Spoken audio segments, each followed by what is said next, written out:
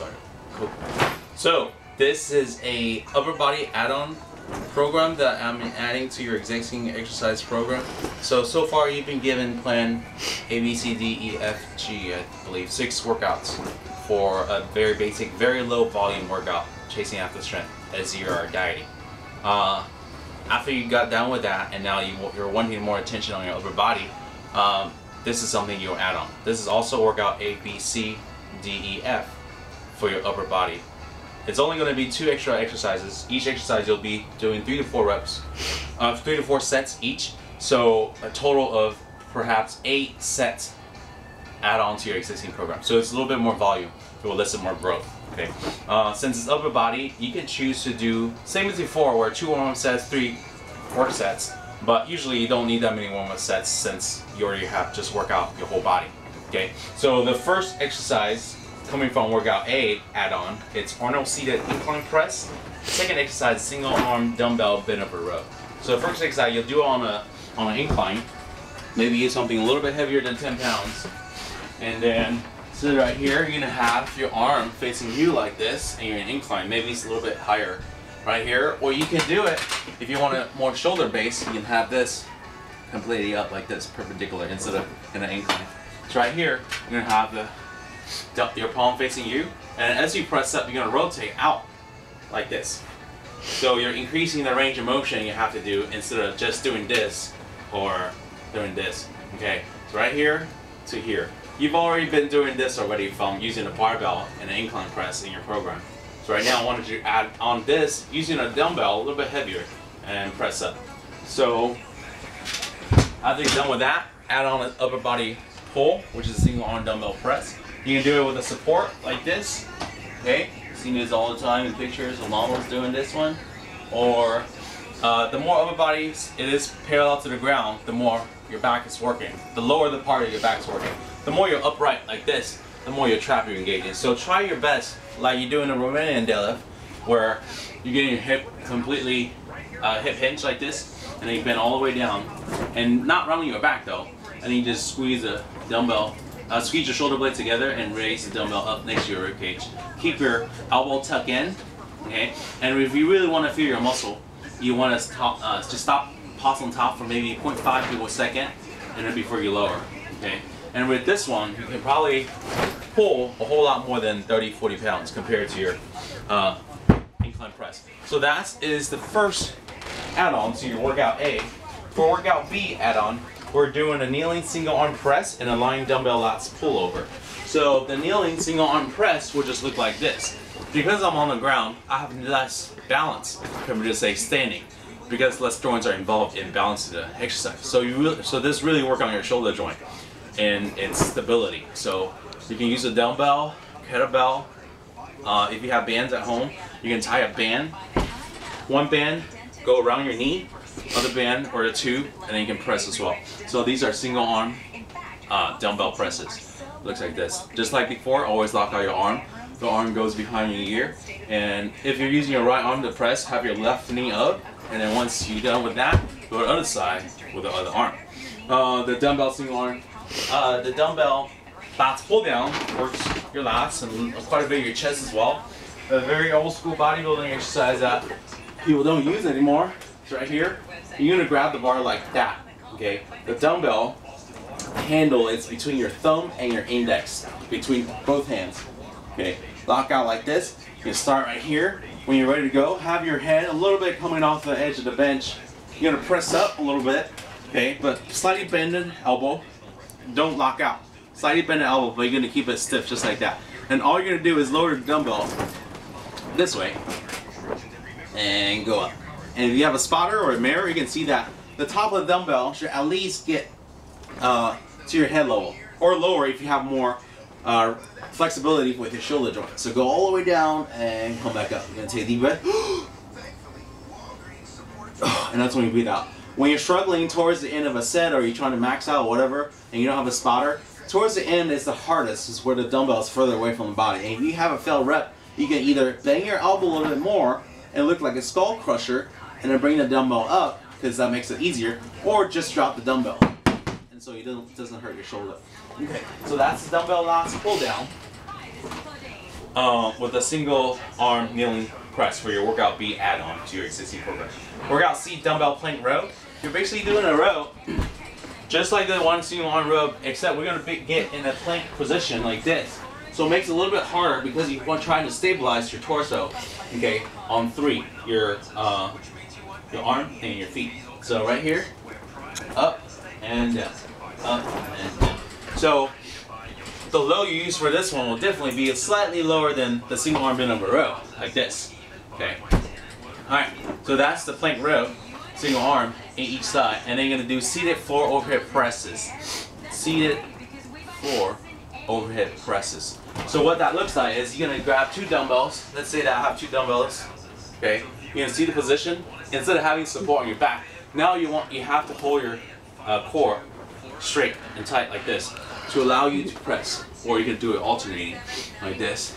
Okay, and because you're in seated position, you're constantly working your lower back to maintain your posture, which makes it a little bit harder than, say, on a bench or seated or lying down.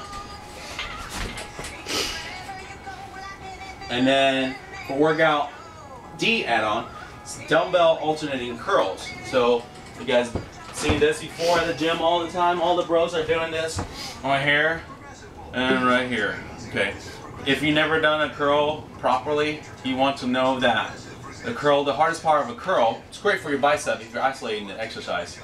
It's right here where the dumbbell's furthest away from the body. So what will help you do that is if you lean back, okay, and start the rep with a straight arm instead of leaning forward and start the rep right here. Okay, this makes it a little bit easier because the movement is a little bit shorter. But if you actually lean back and flip your arm out, okay, then you'll work the actual bicep a little bit more. Instead of doing a hammer curl, not really taking a little bit less bicep work out of the equation than the original form. You can try to do that too if you have a weak form. You want to develop that to improve your other lifts. So that is alternating dumbbell curls. And then the next movement is a dumbbell thruster. This actually engages your legs quite a bit as well. So if you've done the front squat, you've done the overhead press with barbell, the thruster can also be done with the barbell as well, but I'm going to demonstrate with a dumbbell. You squat down, and instead of pausing on top like you're doing a front squat, you're going to go ahead and press out. Using the momentum you generated from the squat is that last second where you explode, like the overhead press. Okay, so it's an whole body movement, but you do have to press quite hard towards the end of the movement, especially if you're using a dumbbell. Okay. Workout E add-on, it's a push-up. Everybody's done that before. I have plenty of videos to address that movement. Push-up, and then there's single arm inverted rows. So inverted rows looks like this.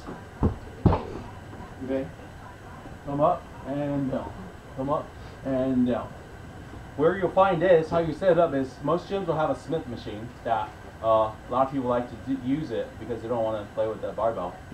So you can do it with a single arm, which is what I recommend. You can do it all in a row. The pin will go right in the center of the body instead of out here. Right out here will be a little bit harder, but if you have it right in the center, then it makes it a little bit easier. And then your goal is to try to get your other chest to touch the bar so that you are going as high as you can touch until it no longer lets you. Okay, to make this movement a little bit easier is you walk back a little bit. Wherever you set the Smith bars at, okay, or maybe you can use a cage or from the squat rack. If this is the bar as high as where you need it to start. Is that if you have this bar higher, the easier it is to do. Okay, if you walk back a little bit more, also it's easier to do. If you have this bar a little bit lower and then you walk forward more, then it makes it a little bit harder to do because more your legs on your upper body instead of on your leg. Whereas if you walk back a little bit more, like this, and then let's say I sit this bar a little bit higher, which is pretty high right now, then most of the weight is on my leg, so my upper body doesn't have to pull as much. I don't have to engage my bicep and my back over much. You can play with grip as well. You can grip it this way, or you can grip it with overhand grip like you're doing a pull-up. Okay. So that's single arm inverted rows. You can also, if they all have a Smith machine, you can also use a TRX at the gym. Some gyms will have that, or you can build one like this, and then you just hold on to the handle.